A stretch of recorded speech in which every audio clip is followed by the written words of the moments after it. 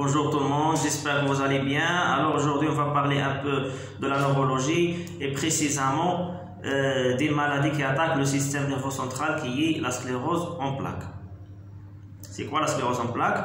Il s'agit d'une maladie qui est inflammatoire, qui est auto-immune, qui touche le système nerveux central et qui se caractérise par la destruction de l'enveloppe protectrice binaire du cerveau de la moelle épinière qui s'appelle la gaine de myéline. Donc la gaine de myéline, c'est l'enveloppe protectrice du cerveau de la moelle épinière et la sclérose en plaques arrive lorsqu'il y a une atteinte ou bien suite à une atteinte, suite à une destruction, suite à une lésion de la gaine de myéline. C'est une maladie qui est chronique, qui est handicapante et qui se manifeste par des lésions motrices telles que des troubles de tonus musculaire qui débutent par la spasticité, par l'installation des spasticités qui s'aggravent vers une parésie puis vers une paraplégie spasmodique parce que la spasticité provoque des rétractions musculo-tendineuses, ce qui va engendrer par la suite une paraplégie spasmodique. Il s'agit d'un syndrome qui est pyramidal, qui est des syndromes pyramidal des signes de Babinski qui est positif. Et il y a aussi un syndrome cérébelleux.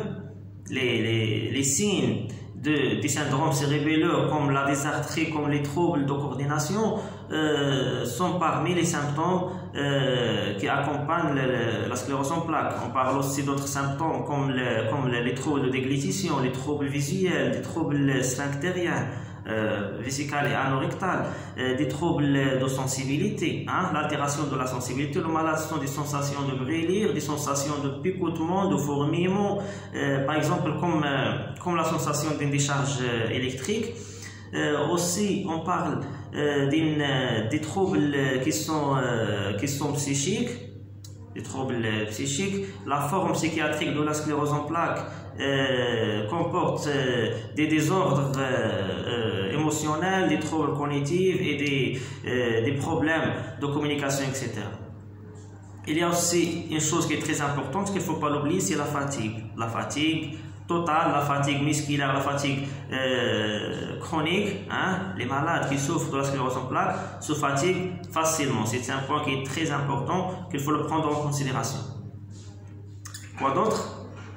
Pour l'évolution de la maladie, on ne peut pas prévoir l'évolution, mais on peut distinguer plusieurs formes. On parle des formes dites rémittantes, les formes rémittantes qui se manifestent par des poussées. Ça veut dire quoi des poussées? Soit on parle d'une apparition des nouveaux symptômes ou bien une exacerbation, une aggravation des signes qui existent déjà. Et cette poussée peut durer entre 2 et 6 semaines, puis commence à se diminuer progressivement jusqu'à sa disparition totale, en laissant des séquelles et parfois sans séquelles. Il y a aussi des formes secondairement progressives qui arrivent lorsque les poussées commencent à se diminuer et devient plus rare, mais il y a une installation d'un handicap lors de la marche. Il y a aussi la troisième forme, ce sont des formes d'emblée progressives qui arrivent le plus souvent après l'âge de 40 ans et qui se caractérisent par l'installation des troubles de coordination lors de la marche et aussi des troubles génito-sphinctériens. Pour la prise en charge kinésithérapeutique, brièvement, on fait des bilans. Bien sûr, la vérification des dossiers médicaux qui nous donnent des renseignements sur la maladie, l'histoire de la maladie, s'il y a des antécédents médicaux et chirurgicaux, etc. On fait un bilan articulaire, un bilan fonctionnel, c'est très important dans ce cas-là. Après les bilans, on trace des objectifs à réaliser selon le malade et selon les résultats qu'on a trouvés dans les bilans. Le plus souvent, on parle des objectifs comme par exemple il faut chercher, la première chose c'est qu'il faut chercher l'autonomie et l'indépendance le plus possible. Il faut maintenir la verticalisation et la position, ça veut dire là la position debout et la marche. il faut lutter contre la spasticité et contre les attitudes vicieuses. Il faut assurer les activités quotidiennes des patients, et aussi il faut soutenir le malade psychiquement. Le côté psychique, c'est très important. Pour cela, on fait un protocole de rééducation qui est basé, première chose, il est basé sur la mobilisation passive, la mobilisation passive de tous les membres, des 4 membres, de façon à entretenir les articulations et les surfaces articulaires. Quoi d'autre? On fait aussi des postures selon s'il y a des déformations, s'il y a des attitudes vicieuses, il faut les corriger par des postures. Et aussi, s'il y a des raideurs, il faut essayer de récupérer les amplitudes articulaires perdues. Quoi d'autre? La deuxième chose, c'est la reprogrammation sensorio-motrice. Pour cela, on fera appel à la méthode de Kabat, la méthode de Kabat qui vise à renforcer certains groupes musculaires au niveau des membres supérieurs, mais il faut faire attention parce qu'il faut travailler doucement. Parce que, comme on a déjà dit au début, cette maladie, la sclérose en plaques, se caractérise par la fatigue totale, la fatigue chronique. Le malade se fatigue rapidement. Donc, il faut travailler doucement, il faut adapter les exercices de telle façon à éviter l'épuisement et la fatigue des patients. Quoi d'autre? Il y a aussi le travail de l'équilibre, c'est la proprioception, travail proprioceptif de toutes les positions. On commence par la position assise, puis la verticalisation, puis la marche. Lorsque le malade commence à garder son équilibre en position assise, on passe à la verticalisation à l'aide des tierces personnes, puis sans aide des tierces personnes, et on fait le travail de la marche par les barres parallèles, par le déambulateur, un travail qui est progressif selon l'état des patients. Parce qu'il y a toujours, bien sûr, pour ce cas-là, il y a des troubles de l'équilibre lors de la marche, des troubles de coordination, parce qu'on a dit que le syndrome cérébelleux accompagne la sclérose en plaques. Donc, lorsqu'on parle des syndromes cérébelleux, on parle des ataxies qui sont locomotrices, ça veut dire des troubles de coordination lors de la marche, et on parle aussi des ataxies qui sont statiques. Ataxies statiques, ça veut dire des troubles de coordination lors de la position debout. Donc, il faut faire des exercices proprioceptifs pour essayer de l'aider à garder son équilibre le plus possible. Mais il y a une contrainte, il y a une contrainte qui est très importante, qu'il ne faut pas l'oublier.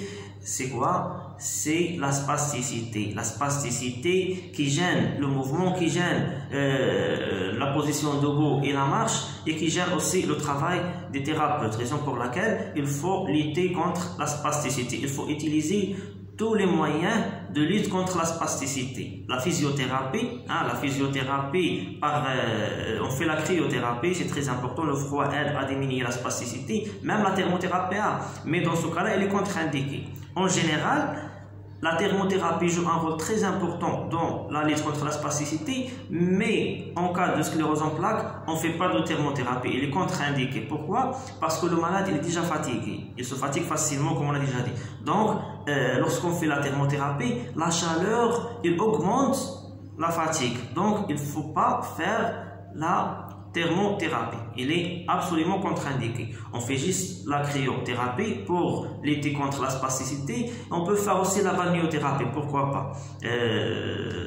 Surtout s'il y a un centre de rééducation qui est bien équipé, il y a des moyens de haute performance, des moyens d'hydrothérapie, de balnéothérapie, pourquoi pas. C'est très important parce que la mobilisation en piscine avec une eau qui est à température de 30 à 35 degrés permet de réduire la spasticité en cas des maladies neurologiques d'origine centrale, comme la sclérose en plaques. Donc, on essaie de faire tous les moyens qu'on a pour lutter contre la spasticité, sauf en cas de contre-indication.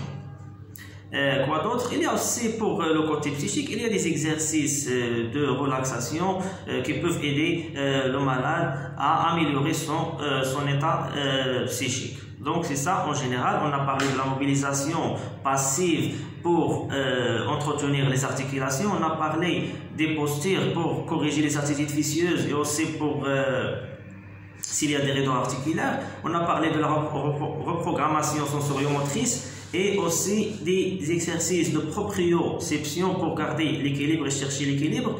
Et le plus important, c'est la spasticité. La spasticité, il faut lutter contre la spasticité. Et brièvement, j'aimerais bien vous dire que la kinésithérapie, c'est un traitement. C'est un traitement comme les autres traitements. Après une telle consultation médicale, le malade,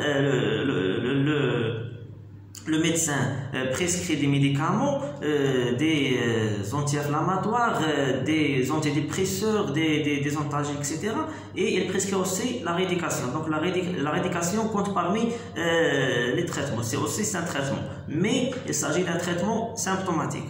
On traite les symptômes. On ne traite pas l'origine de la maladie, mais on traite les symptômes.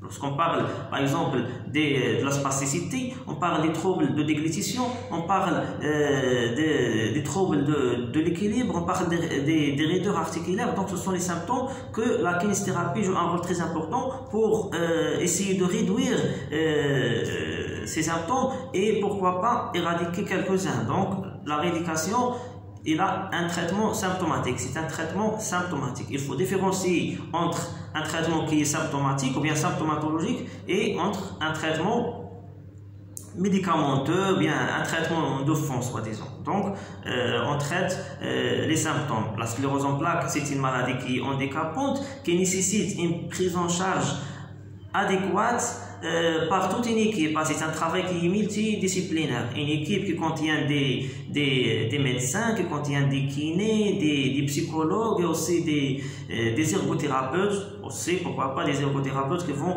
lui aider à s'intégrer dans la vie sociale et vivre avec son handicap.